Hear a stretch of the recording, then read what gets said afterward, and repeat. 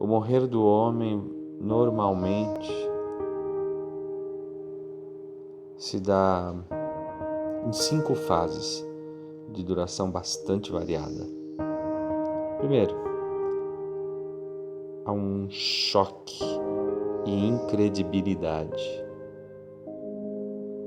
Não querer aceitar como verdadeiro isolamento. Depois, um segundo momento, uma segunda fase, a ira, rancor, raiva, inveja. Por que logo eu? Vem uma vontade de brigar com Deus e com o mundo. Na terceira fase, há uma negociação. Tentativa de prorrogar o inevitável. Na quarta fase, vem a depressão. Sentimento de perda irreparável. E na quinta fase, a entrega, a aprovação. O ser humano consente a morte.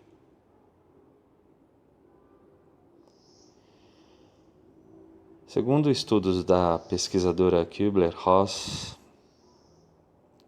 em tais situações o comportamento de doentes devotos quase não difere da dos pacientes sem fé. Ela admite ter deparado somente com poucos fiéis realmente crentes durante suas investigações e continua: a fé, porém, ajudou estes poucos. Eles se comportavam de forma semelhante aos ateístas convictos. A grande maioria dos pacientes encontrava-se, por sua vez, em algum ponto entre estes dois grupos e manifestavam uma fé que, por causa de suas angústias e seus conflitos, não era suficiente para libertá-los de fato interiormente. A correlação aqui esboçada apenas por alto entre a fé pessoal e a angústia em face da morte pode ser vista mais claramente no estudo feito por Witowski em suas pesquisas. Ele entrevistou, segundo a escala americana Death Anxiety Scale,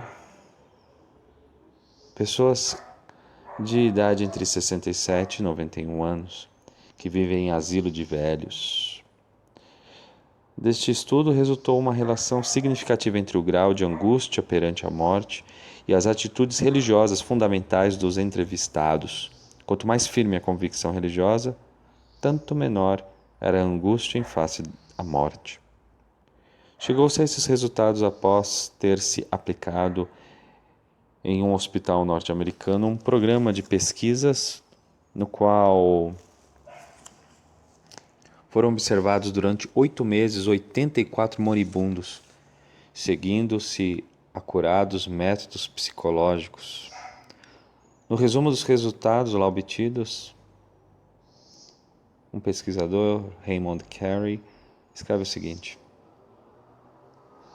o aspecto mais importante da variável religiosa era a qualidade da orientação religiosa. Mais do que uma mera filiação ou aceitação verbal de crenças religiosas, pessoas intrinsecamente religiosas, aquelas que tentavam integrar suas crenças em seu estilo de vida, tinham maior ajustamento emocional que os não cristãos.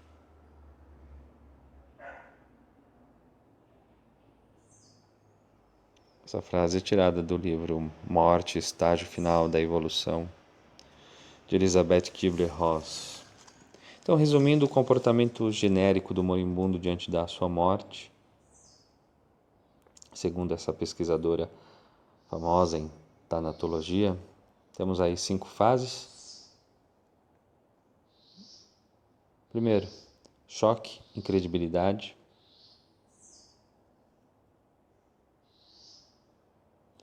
Ele não quer aceitar o fato como verdadeiro, se isola.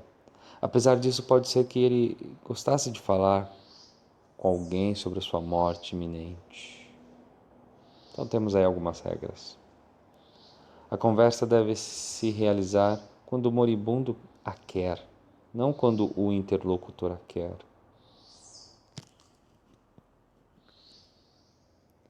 Ela deve ser interrompida quando o moribundo não mais a pode aguentar. Nesta fase, a flutuação entre aceitação e rejeição é normal. Terceira regra, não fugir. Quando o doente quer falar, mas não forçar quando ele não quer. Na segunda fase, a fase de ira, rancor, raiva, inveja, onde o doente está questionando por que logo eu e começa a brigar com Deus e com o mundo, é uma fase difícil também para as enfermeiras, médicos, amigos. O moribundo se compara com os outros, por que eu e não eles? Algumas regras. Regra 1. A ira do doente não é contra mim pessoalmente, não é contra você pessoalmente. Regra número 2, entendendo isso, ser tolerante.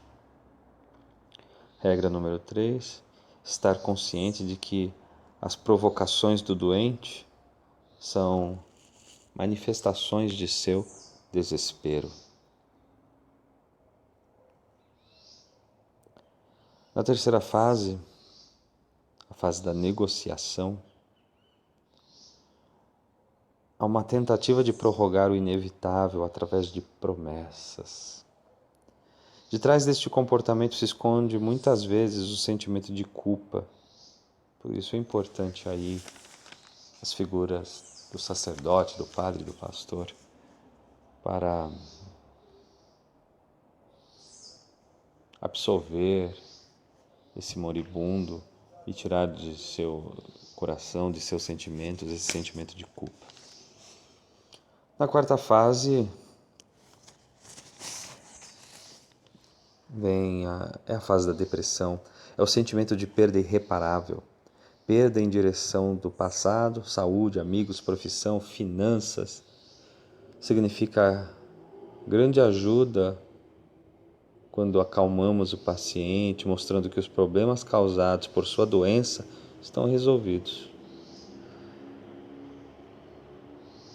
Mas também há uma perda em direção do futuro. O paciente se prepara para a perda de todas as coisas e de todos os homens que ele amou. 3 regras. Regra 1. O paciente tem o direito de ficar triste. Seria falso querer lhe impedir de formular sua tristeza. Regra 2. Deixar-lhe exprimir sua tristeza.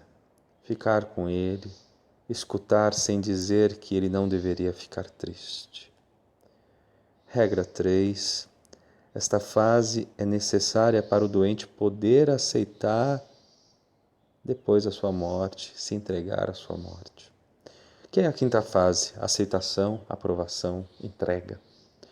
O homem consente à morte, o moribundo nesta fase está calmo, ele entregou, aceitou. 2 regras. O moribundo precisa de nossa presença, sem falar. Gestos são importantes. Nesta fase é muitas vezes a família que precisa de mais ajuda do que o moribundo. Ele está entregue. Regra geral.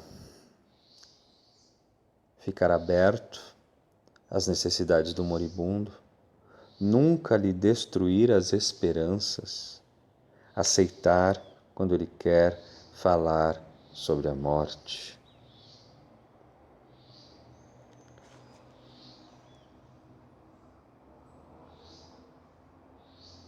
As fases podem ficar paralelas, não devem se seguir necessariamente uma após a outra. Na aproximação da morte, o moribundo reage como se tivesse um sistema interno que lhe sinaliza esta aproximação. É engraçado. Ele sente, pressente, sabe que vai morrer, que vai fechar os olhos aqui e vai abri-los em outro lugar, em outro estado, em outra situação.